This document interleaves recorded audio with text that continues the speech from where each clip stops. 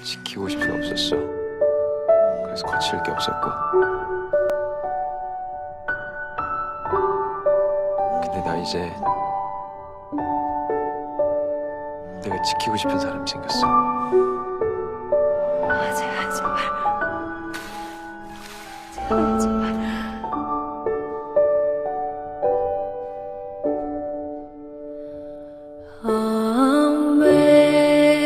Amazing grace, how sweet the sound that saved a wretch like me. I once was lost, but now I'm found.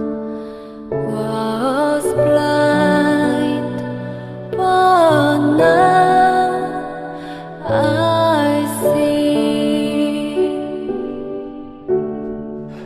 Was grace that touched my heart to feel, and grace my fears relieved.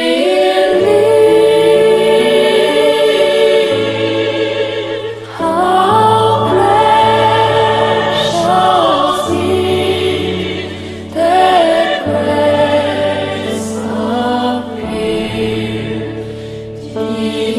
the hour I first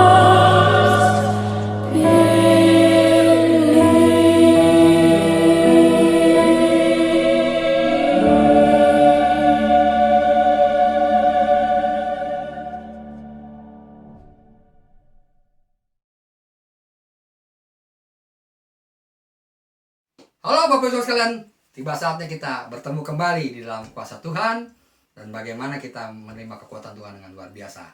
Sebelum kita beribadah dan menyiapkan hati kita dengan luar biasa, mari Bapak Ibu sekalian, kita akan undang kuasa Tuhan dan Bapak Ibu bisa menyaksikan kuasa Tuhan itu dengan luar biasa. Mari kita akan angkat tangan kita berdoa. Bapa yang ada dalam kerajaan surga, biar Roh Kudus bekerja dengan luar biasa. Kekuatan Tuhan sangat akan membuat hati kami dipakai dengan luar biasa. Dan keajaiban, kemujizatan akan terjadi dalam kehidupan kami Tuhan. Dan kami akan memuji dan membesarkan nama Tuhan. Kami akan memberikan hati kami untuk Tuhan. Dan Engkau dengan kuasa Roh Kudus itu akan bekerja dengan ajaib. Di dalam nama Tuhan Yesus kami berdoa. Haleluya. Amin.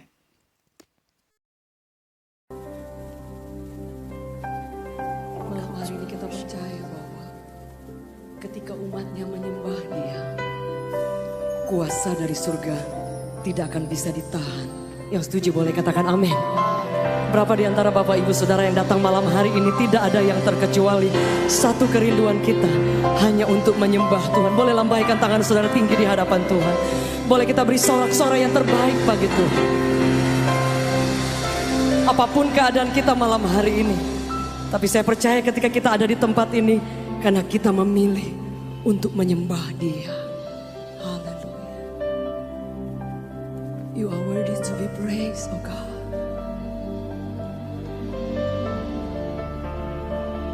We worship you.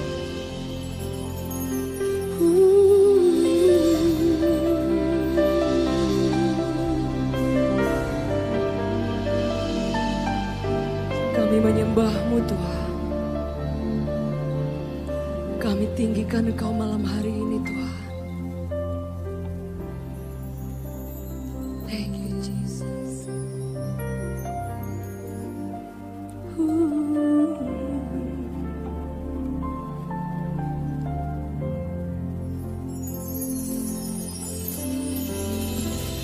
Bapakku datang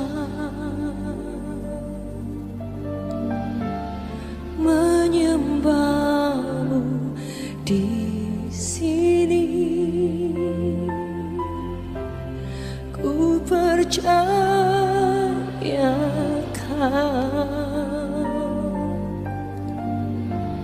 ada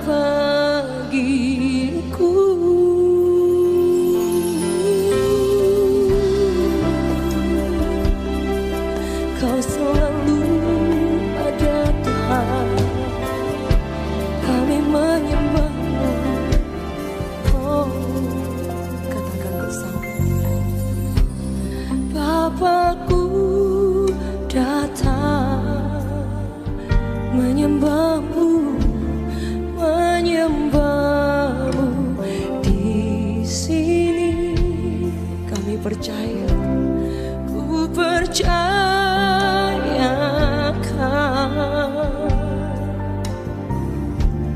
ada bagiku. Katakan, tak usah ku takut, sebab kau sertaku. Tak usah ku bimbang, kau di dalamku. Tak usah ku camang, kau penghiburku. Saat ku lemah, kau kuatku. Ku nyanyi haleluya,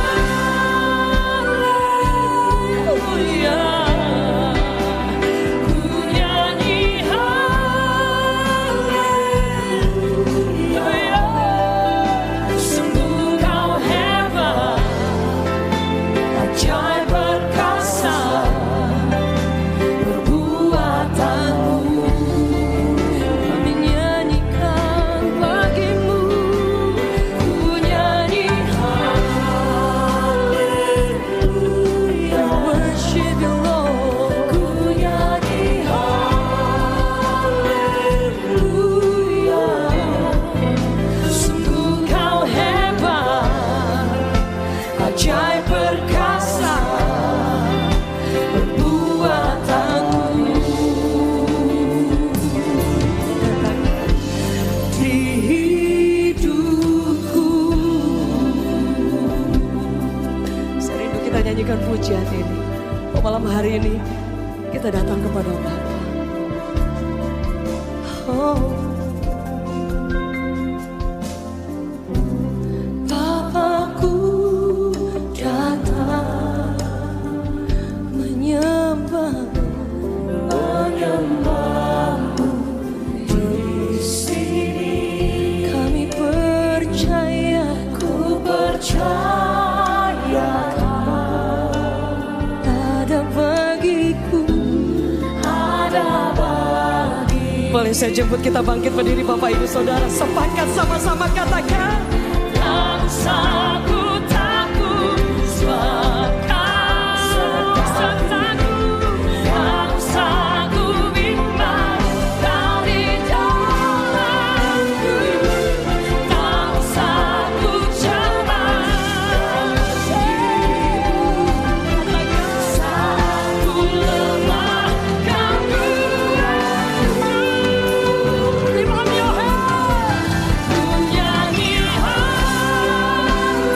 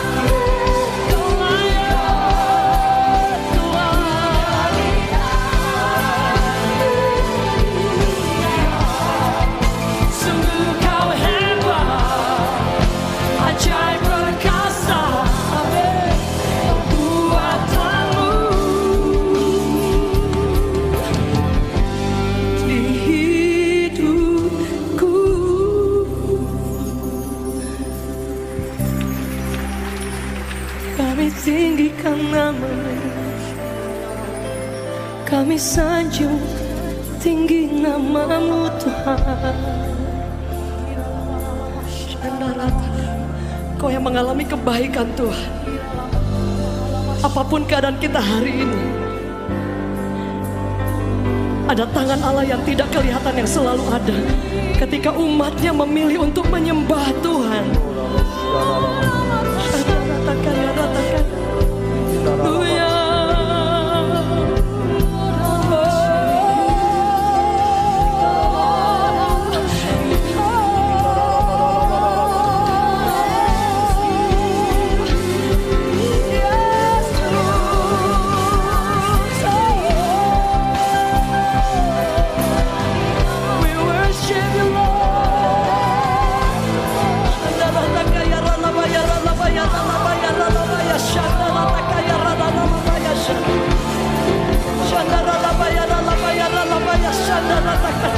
Mari dengan segala hormat, mari mengangkat kedua tangan kita sekali lagi tinggi di hadapan Tuhan. We worship you,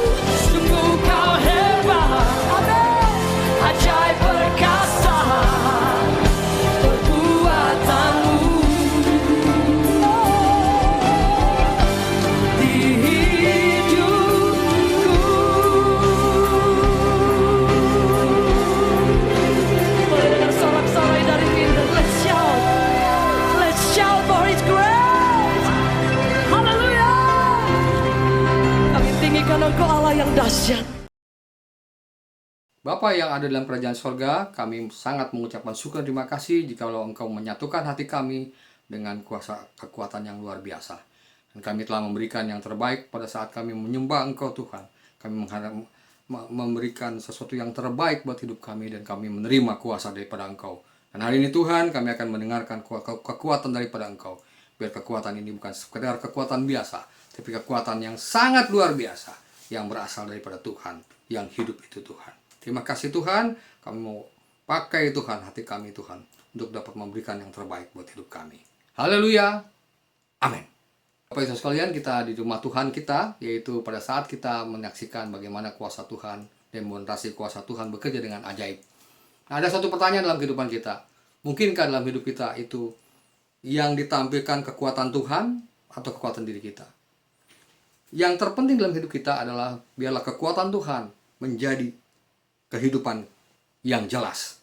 Hari ini Bapak Ibu sekalian, saya mau hantar tuh dengan satu tema bahwa hidup kita itu seperti panggung atau mesbah.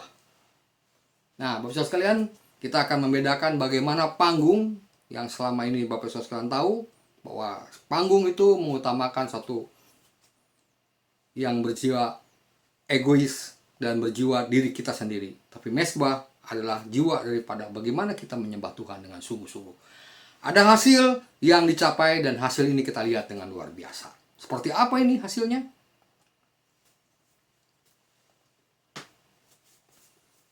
Nah, pada waktu sebelum COVID-19 kita berlomba-lomba. Gereja harus memiliki tata panggung yang bagus. Kenapa saya katakan demikian? Karena sekarang dengan tata panggung yang bagus, maka akan mendatangkan orang yang akan datang kepada ke gereja itu banyak, dan mendatangkan orang dengan sungguh-sungguh untuk datang. Nah, pertanyaannya, datangnya untuk apa? Nah, inilah yang membuat kita berlomba-lomba untuk menata panggung di gereja kita sebagus mungkin, seindah mungkin, karena zaman yang menuntut kehidupan seperti itu. Gereja harus memiliki sound system, alat musik yang mumpuni. Benar atau tidak? Tapi benar atau tidaknya, kenyataannya gereja telah dipenuhi dengan suatu roh bisnis, sehingga gereja harus dipenuhi dengan sound system, alat musik yang begitu mengkomunikasikan pujian dan penyembahan kita, mengkomunikasikan suasana seperti itu. Pertanyaannya, apakah memang seperti itu? Mari kita lihat terus bagaimana yang kita mesti pikirkan. Gereja harus memiliki tata lampu yang bisa menciptakan suasana dramatis. Di zaman modern ini kita harus memiliki tempat yang harus dramatis seperti ini. Kenapa? Anak muda bisa datang, kita pun merasakan sukacita yang luar biasa. Mau tidak mau, seperti ini kah? Nah, Bapak Ibu sekalian, inilah yang kita harus bangun dalam kehidupan kita.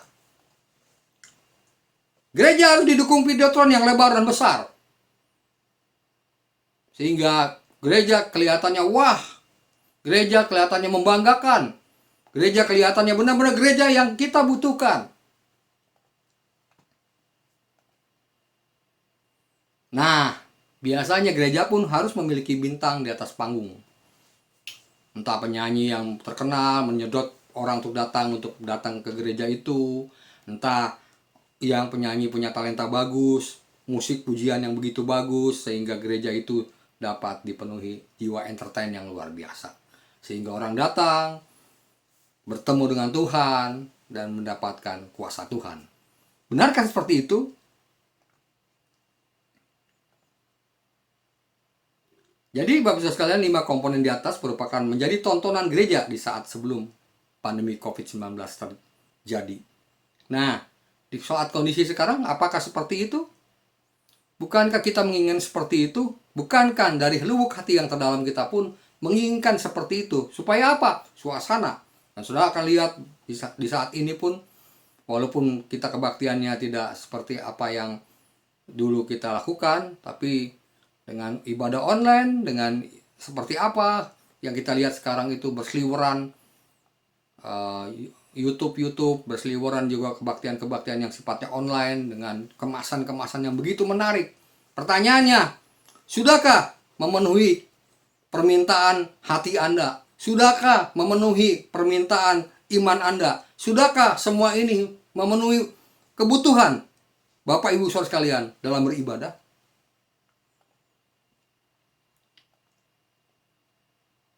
Jadi menurut saya pribadi tidak ada salah dengan segala fasilitas di atas. Kenapa? Fasilitas di atas itu memang tidak mempengaruhi ibadah juga. Walaupun memang mempengaruhi dalam suasana ibadah. Tapi saya katakan sekali lagi, apa bedanya panggung dengan mezbah? Itu yang kita mesti pelajari hari ini. Dan itu yang kita mesti robah di dalam sikap kehidupan kita, di dalam kita bergereja. Fasilitas di atas bisa dipakai menurut kantong gereja masing-masing tentunya. Jika gereja yang jumlahnya dikatakan mega church 800 sampai 800 sampai 8.000 sampai 10.000, itu bisa dikatakan udah mulai membenahkan diri gereja seperti itu. Tapi saya mau tanya, apakah keterbatasan gereja dengan kemampuan kantong gereja itu mempengaruhi datangnya ibadah, atau mempengaruhi jumlah jemaat, atau mempengaruhi Bapak semua yang menurut pemikiran kita di gereja seperti itu? Namun, fasilitas ini mohon jangan menjadi fasilitas yang paling penting. Kenapa? Karena sekarang dulu sebelum kejadian COVID-19, gereja berlomba-lomba membuat yang terbaik. Yang terbaik itu dari sisi kantongnya, yang terbaik itu dari sisi entertainmentnya, yang terbaik itu dari sisi artisnya, yang terbaik dari sisi pengkhotbahnya, yang terbaik itu dari sisi isi daripada ibadah itu dengan dipenuhi musik yang luar biasa, pengkhotbah yang luar biasa. Pertanyaannya, apa bedanya gereja seperti itu dengan bioskop, dengan sound artis-artis terkenal, atau dengan situasi-situasi yang kita lihat di media-media sekarang? Maafkan saya tidak berbicara tentang kata negatif, tapi Bapak Saudara sekalian, yang saya mau kasih tahu atau yang saya mau beritahu dalam kehidupan sekarang adalah bahwa mohon jangan menjadi fasilitas yang paling penting. Ketika gereja kita tidak punya apa-apa, kita mungkin cenderung merasa minder. Ketika gereja kita mungkin kelihatannya tidak semewah apa yang tetangga sebelah lihat, akhirnya kita tidak mau ke gereja seperti itu. Nah, Bapak Saudara sekalian, definisi berpikir itu kita harus rubah, dan kita sekelekas mungkin atau sesegera mungkin kita harus berpikir ulang tentang apa yang dimaksud dengan panggung dan apa yang dimaksud dengan mezbah. Yang di panggung tidak penting, seperti yang sikap hati orang di atas panggung itu penting. Jadi Bapak Saudara sekalian, dunia sekarang di zaman postmodernisme ini dimasukkan ke dalam cara berpikir itu dan membuat kita tidak bisa berbuat apa-apa. Sehingga Bapak Saudara sekalian, kita tanpa sadar terus dibawa ke alam seperti itu. Saya katakan sekali lagi, apa yang di panggung tidak penting seperti sikap hati kita di atas panggung tersebut. Baru-baru ini ada penyanyi terkenal yang mengatakan bahwa selama saya puluhan tahun mengikut Tuhan, tapi saya tidak mengenal Tuhan. Padahal dia dicap sebagai penyanyi rohani terkenal. Tapi dia begitu jujur berkata kepada halayak ramai bahwa saya tidak mengenal Yesus. Mengapa demikian? Karena saya katakan bahwa di panggung itu bukan kemampuan diri yang kita berikan, tapi sikap hati kita. Itulah perbedaannya.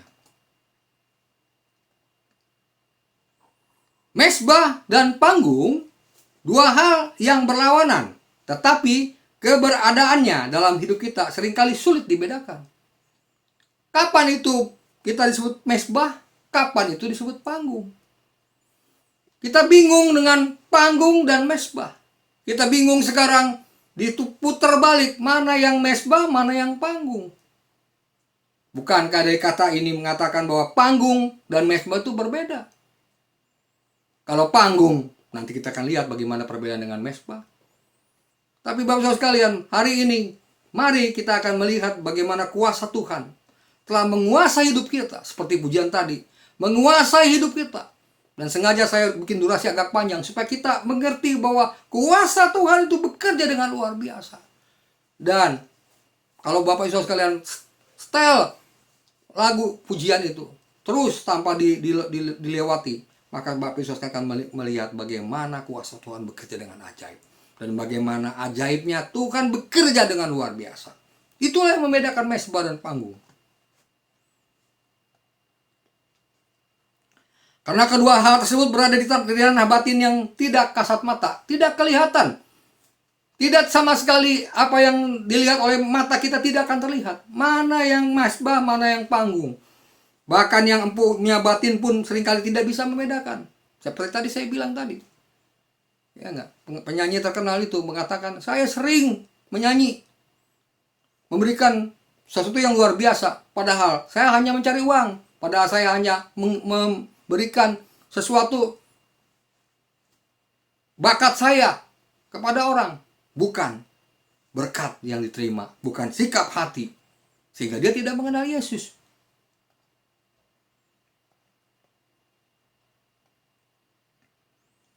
Gereja mohon jangan dijadikan ajang entertainment.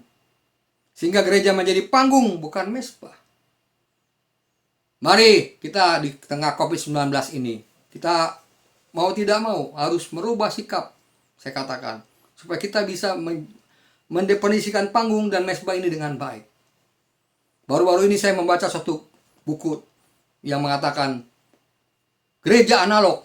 Di situ dikatakan bahwa gereja analog itu mengatakan bahwa tidak selamanya gereja online itu membawa berkat yang sama seperti pada saat kita menerima berkat gereja pada saat kita bergereja dengan kondisi yang offline itu. Ternyata di dalam online tersebut mengatakan bahwa ada sesuatu yang dibajak, yang diambil pada sikat online yang sekarang Bapak Ibu bisa rasakan. Nah, bagaimana supaya kita jangan diambil? Nah, mereka mengatakan bahwa ada satu hal yang terpenting. Yang pertama adalah bagaimana mendefinisikan tentang gereja online itu dengan baik. Yang kedua, komunitas di dalam online itu dengan baik bagaimana. Yang terakhir, mari kita baca firman Tuhan dengan sungguh-sungguh. Jadi media itu hanya sebagai media, bukan sebagai sesuatu yang terpenting. Tapi biarlah media itu sebagai pengantar kita kepada Tuhan yang luar biasa. Itu yang saya katakan. Panggung, perhatikan baik-baik Bapak sekalian, membuat kita menuntut. Kenapa menuntut? Dituntut harus luar biasa di depan panggung. Dituntut harus sempurna di depan panggung. Dan dituntut harus penuh dengan dedikasi yang baik. Tapi pengertian dedikasi itu apa? Jikalau kita tidak punya hati, mesbah membuat kita rela meletakkan segala kepopuleran kita, segala kehebatan kita, segala sesuatu yang dianggap sesuatu hebat buat kita. Itulah mesbah. Itulah mesbah yang memberikan pengertian kepada kita bahwa tidak selamanya kita mempunyai jiwa entertainment yang bersifat panggung sudah bisa lagi diterima oleh Bapak Ibu Saudara sekalian. Tapi hari ini yang diterima Bapak Ibu Saudara sekalian adalah bagaimana kami hamba Tuhan rela meletakkan sesuatu yang terbaik untuk Bapak Ibu Saudara sekalian dan Tuhan yang kita sembah. Bukan untuk diri kita, bukan untuk penghasilan kami pendeta, bukan untuk penghasilan kami hamba-hamba Tuhan atau para pengeja dan lain-lain. Tapi bagaimana kita memberikan yang terbaik untuk Tuhan itu penting Bapak Ibu Saudara. Dan definisi ini sudah mulai dikikis habis pada saat COVID-19 ini. Dan kita mulai banyak belajar tentang kuasa Tuhan. Bahwa di dalam panggung adalah menuntut. Jika Bapak, Ibu, Saudara sekalian itu hanya sebagai pemain penyanyi profesional, itu wajar. Menuntut seperti itu. Mengapa saya katakan? Karena dari profesi atau dari talenta yang Bapak Ibu berikan kepada dunia ini ada sesuatu harga. Nah, kami adalah hamba Tuhan, bukan memberikan menuntut sesuatu, tapi kami memberikan merelakan apa yang kami bisa berikan kepada Bapak Ibu Saudara sekalian. Gratis pun kami harus berikan. Itu yang penting Bapak Ibu sekalian. Mengenai hidup ke depannya, kami tidak takut karena kuasa Tuhan selalu bersama dengan kami. Itulah bedanya panggung dengan mesbah. Mesbah itu bukan menuntut, tapi rela meletakkan segala apa yang kita dapat kepada Bapak Ibu Saudara sekalian dan kepada Tuhan. Panggung seringkali membuat diri kita menghirup pujian dan menikmati suara tepuk tangan, tetapi mesbah sunyi dari gempa penghargaan. Marilyn Monroe, seorang artis terkenal pada tahun 60-an. Dia stres berat pada saat dia mulai tidak terkenal lagi karena dia punya Dia punya latar belakang negatif. Dia minum obat bius dan segala macam-macam. Dia haus akan tepuk tangan.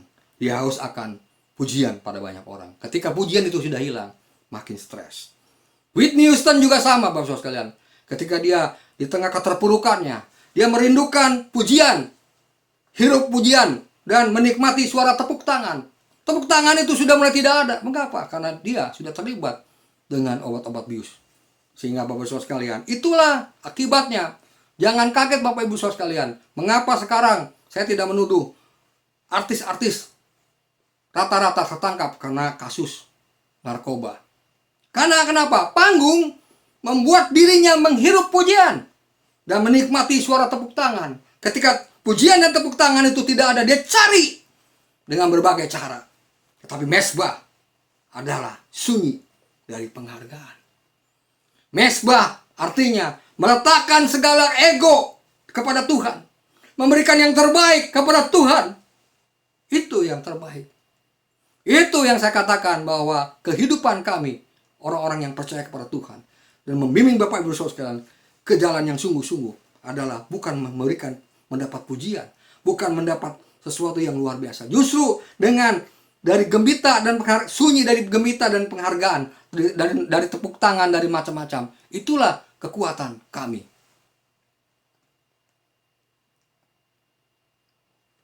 Panggung mengerjakan sesuatu yang sesaat dan lalu hilang. Coba Bapak Ibu perhatikan baik-baik. Beberapa artis terkenal.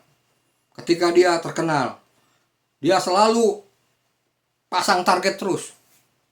Kemudian saya juga membaca di media, para artis-artis tahun 60-an, 70, 80-an adalah hidupnya sekarang sisanya jual gado-gado, sakit stroke, dan macam-macam. Karena kenapa? Itu sesaat.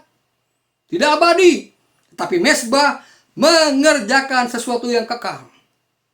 Kalau panggung keegoan kita adalah sesaat, tapi mesbah mengerjakan yang kekal. Pekerjaan kekal tidak mudah. Pekerjaan kekal kelihatannya tidak populer. Pekerjaan kekal kadang-kadang hati kita hancur. Pekerjaan kekal air mata kita keluar. Tapi pekerjaan kekal itu menghasilkan kekekalan, bukan kesementaraan. Coba perhatikan Bapak Ibu sekalian. Ketika suatu saat saya membaca, namanya saya nggak sebut, artis ketika dia sakit, dia butuh fansnya, dan kemudian divonis untuk punya biaya 10 miliar lebih. Mereka tidak punya uang, kemudian akhirnya minta fansnya untuk membayar. Tapi fansnya pun tidak terbayar, akibat dia meninggal. Bapak Saudara sekalian, perhatikan baik-baik. Sudahkah Bapak Ibu Saudara sekalian mempersiapkan mesbah yang kekal itu? Sudahkah Bapak Ibu Saudara sekalian mempersiapkan kehidupannya yang kekal itu disiapkan? Sekarang saatnya kita harus memberikan yang terbaik. Sekarang saatnya kita harus memberikan yang sangat baik, bukan terbaik lagi. Adalah sunyi, adalah non komersil, adalah tidak sesuatu yang membawa kita ditinggikan. Biarlah dia harus makin bertambah, Tuhan makin bertambah, aku harus makin berkurang. Kalimat itu bodoh, tapi Bapak sekalian, mesbah mengerjakan yang kekal. Panggung adalah suatu kebanggaan. Kenapa kebanggaan? Coba Bapak Ibu sekalian, seorang penyanyi terkenal sebelum dikontrak, dia mengadakan klausul. Pertama, kalau dia datang, pesawat sesuai dengan ketenarannya, pesawat pribadinya mesti disiapkan. Kemudian hotelnya pun ditulis dalam kontrak, makannya pun, tempat tinggalnya pun disiapkan, bajunya semua. Satu lagu berapa mesti dibayar. Dan ini pun terjadi bukan hanya di konsep profesionalisme artis, di pendeta pun seperti itu. Saya katakan demikian, maaf. Seperti itu, karena panggung adalah suatu kebanggaan. Bangga buat siapa? Hamba Tuhannya pun bangga, artisnya pun bangga. Dengan bangga dia punya tarif. Dengan bangga dia punya sesuatu yang klausul jelas.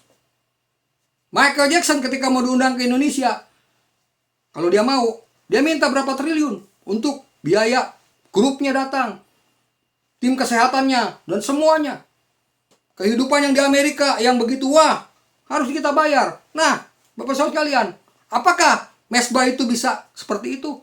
Mesbah justru artinya ekspresi mengosongkan diri. Seperti Yesus mengatakan bahwa dia berani mengosongkan dirinya sebagai Tuhan. Dia berani atribut ketuhanannya dia kosongkan sebagai manusia 100%. Dan memberikan ketaatan. Nah, konsep taat ini panjang temanya. Tidak akan saya bahas lebih lanjut. Tapi Bapak Saudara sekalian, jikalau panggung adalah suatu kebanggaan, sudah saatnya kita beralih kepada mesbah, suatu ekspresi pengosongan diri. Suatu ekspresi bahwa diri kita bukan apa-apa. Suatu ekspresi di mana kita tidak ada apa-apanya dibanding Tuhan.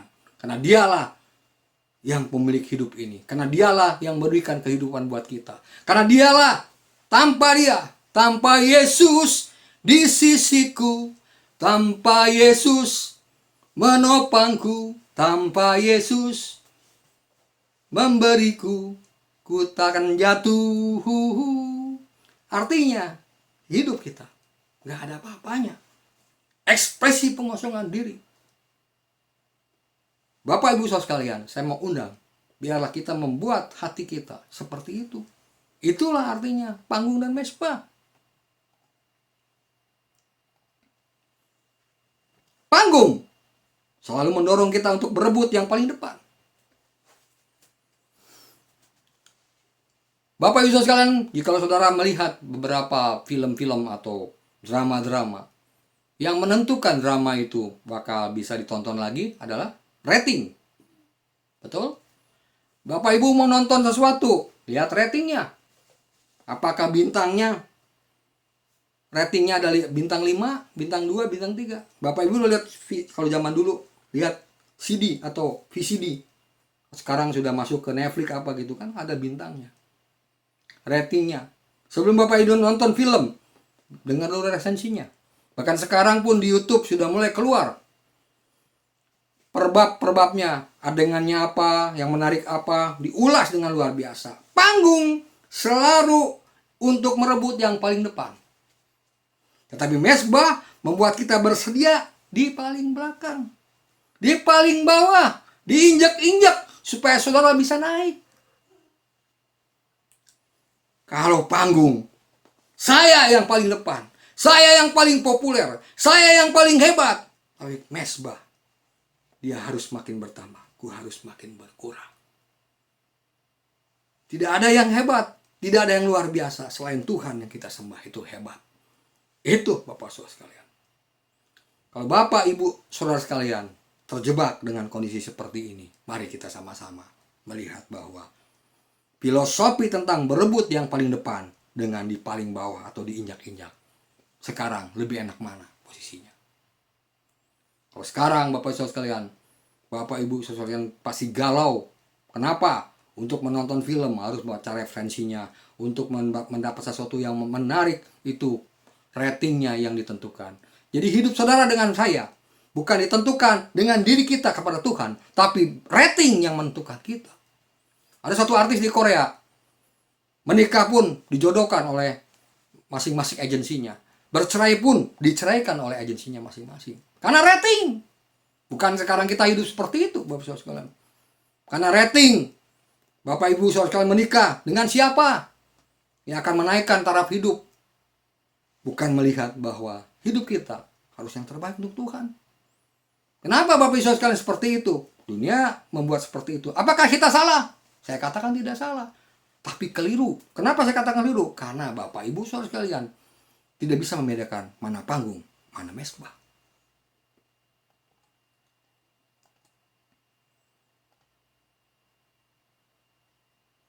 Panggung selalu menyediakan lampu sorot yang terang, menyilaukan kemudian hilang lepas bebekas.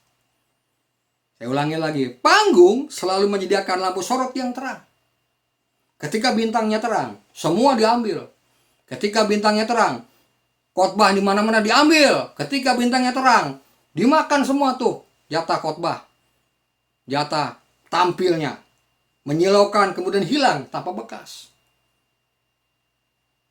Saya melihat satu hamba Tuhan yang menarik. Dulu namanya saya tidak sebut namanya. Pada saat dia umur 9 tahun, begitu luar biasa. Dia menjadi pengkhotbah cilik. Dan kami waktu itu, saya waktu itu masih SMA, mengundang pengkhotbah cilik itu. Saya gendong dengan luar biasa, luar dipakai dengan oleh Tuhan luar biasa. Saya bersyukur bisa berkenalan dengan orang ini.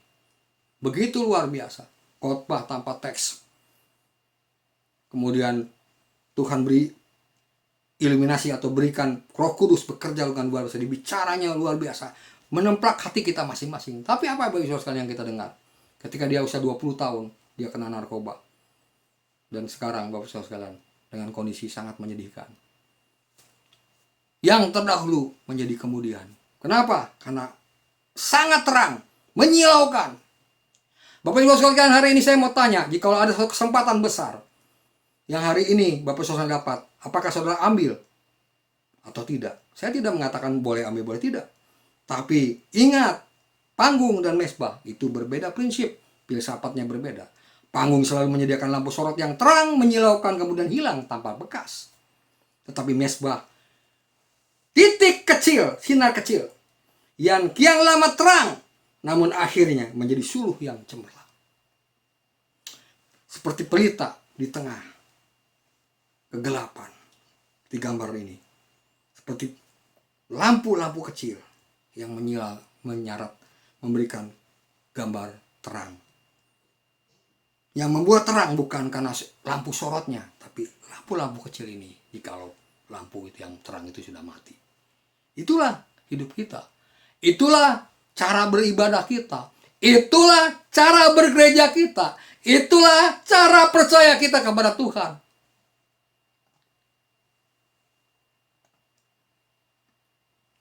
Dan panggung adalah ekspresi bahwa saya bisa.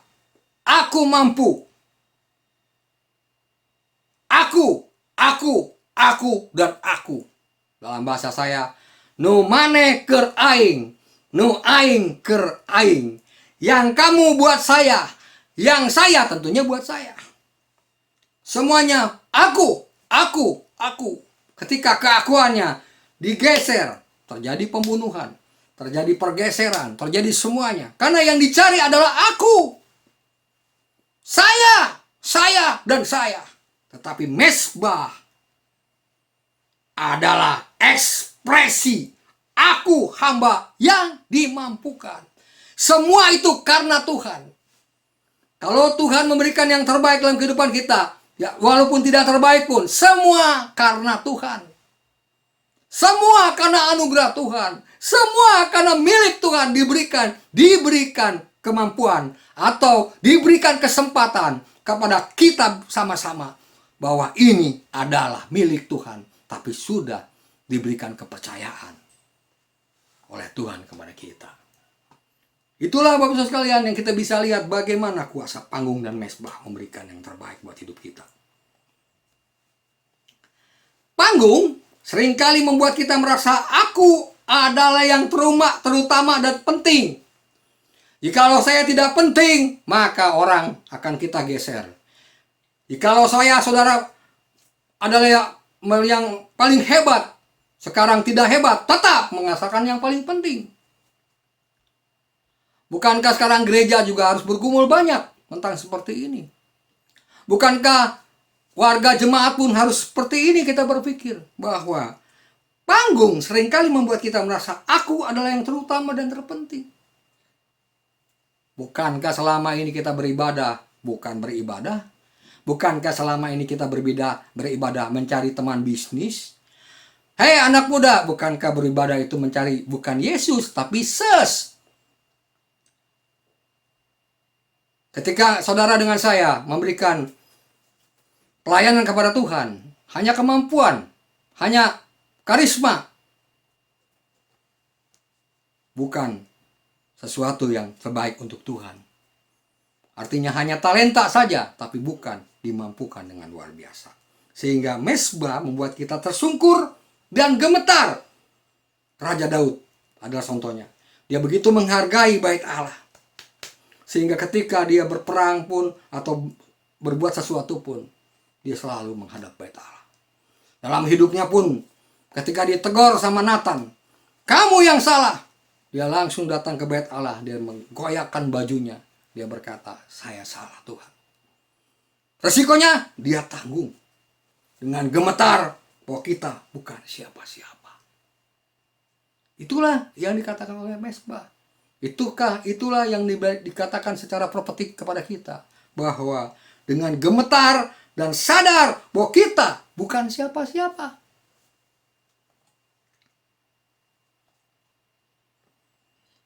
Panggung. Ada bau kedagingan yang menyengat, tetapi tercium walaupun terbungkus parfum termahal sekalipun. Untuk mencari panggung tidak mudah. Di Amerika untuk mencari panggung, untuk terkenal, itu ada caranya. Bapak-Bapak sekalian, jikalau saudara mau terkenal, itu ada harganya. Baru-baru ini di gereja Singapura, Bapak-Bapak sekalian, seorang istri daripada pemimpin gereja itu ingin terkenal di Amerika. Kemudian orang Amerika dengan luar biasa, silakan kalau saudara mau terkenal, siapkan $50 juta. Sehingga uang gereja pun diambil, kemudian dibuatlah satu cara bagaimana. Akhirnya pemerintah Singapura menangkap cara penimbunan uang itu ilegal. Bapak Saudara sekalian, kenapa? Karena bukan yang diberikan kepada Tuhan yang terbaik, tapi Tuhan sebagai alat untuk bisnis. Tuhan dipakai sebagai kendaraan untuk mendapat sesuatu yang berbau kedagingan. Walaupun terbungkus parfum mahal sekalipun. Artinya, walaupun Bapak Ibu Saudara sekalian kelihatannya harumnya bukan main, atau saya kelihatannya harumnya bukan main, tapi mesbah adalah bau harum yang menetas keluar dari kedagingan kita. Artinya, segala kedagingan kita kikis, diiris-iris, diletakkan dengan air mata kita. Kita mengiris-iris kehidupan kita, bukan untuk diri kita, untuk Tuhan. Kita kadang-kadang mungkin sakit hati, mungkin tidak terima dengan seperti apa yang orang lain perbuat. Mungkin kita berpikir, Tuhan, saya melayani Tuhan, kok kelihatannya seperti ini. Kelihatannya saya tidak ditolong oleh Tuhan. Kelihatannya Tuhan tidak menolong saya. Seperti pelayanan saya tidak ada hasilnya. Bapak, Ibu, saudara sekalian. Panggung adalah iramanya selalu kedagingan yang menyengat. Tapi mesbah adalah harum yang menetas dari kedagingan kita yang diiris-iris. Mohon pahami bahasa ini dengan baik agar kita bisa banyak belajar tentang konsep ini dengan baik. Dan mohon Bapak Ibu Saudara sekalian, saya memohon dengan sangat, jemaat kami yang terkasih, mari kita lihat Tuhan, bukan lihat diri kita. Bukan ekspresi kehebatan kita, tapi ekspresi bagaimana Tuhan hadir di dalam hidup kita. Panggung ada rumah bagi bintang untuk beraksi. Kenapa? Kalau panggung itu memang buat bintangnya. Siapa bintangnya? Ketika bintangnya begitu luar biasa, orang tepuk tangan. Tapi mesbah adalah tempat para hamba untuk bukan beraksi, mempersembahkan diri. Ini diri kami, ini kita hidup kita berikan kepada Tuhan. Itu maksudnya, Bapak Saudara. Dan dalam Mazmur 43 ayat 4 mengatakan, aku dapat pergi ke mesbah Allah, menghadap Allah yang adalah, perhatikan baik-baik, sukacitaku dan kegembiraanku, dan bersyukur kepadamu dengan kecapi, ya Allah, ya Allahku.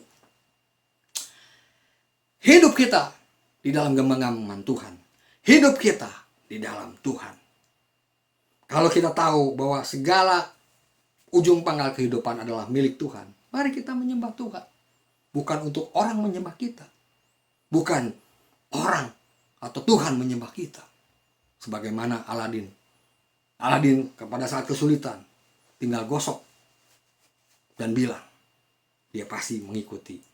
Kalau kita mengikuti Tuhan, saudara gosok lampu Aladin pun sampai gimana. Kalau Tuhan katakan tidak, biarlah kehendak Tuhan yang jadi, bukan kehendak kita. Bagaimana kita mulai mengkonsekuen dengan jelas biar kehendak Tuhan yang jadi? Ini tidak mudah. Adalah pengabdian, kerendahan hati kita, memberikan yang terbaik untuk Tuhan.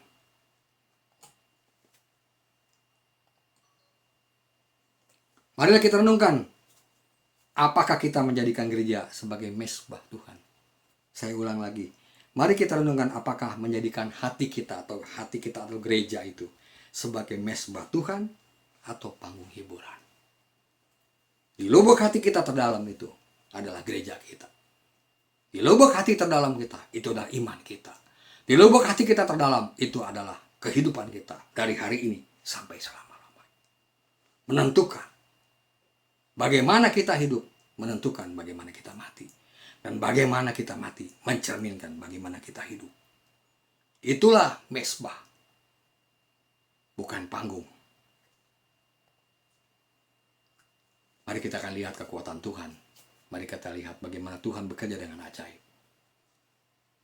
Puji Tuhan. Kami berdoa Tuhan, biar kuasa Engkau bekerja dengan ajaib. Dan keajaiban itu bukan bekerja biasa, tapi bekerja sangat luar biasa. Dan kami mengundang kekuatan roh yang hidup itu berada dalam kehidupan kami. Di dalam nama Tuhan Yesus. Haleluya. Amin. Tiba saatnya Bapak Saudara, kita akan tutup ibadah kita ini. Nah, kita akan menyanyikan lagu Dan lagu ini akan dipandu oleh video ini. Dan biarlah video ini menjadi berkat buat kita, kehidupan kita di saat ini sampai minggu depan. Amazing grace, how sweet the sound that saved a wretch like me. I once was lost, but now I'm found. Was blind, but now I see. 'Twas grace that taught my heart to fear, and grace my fears relieved. How precious is that grace appeared, the hour I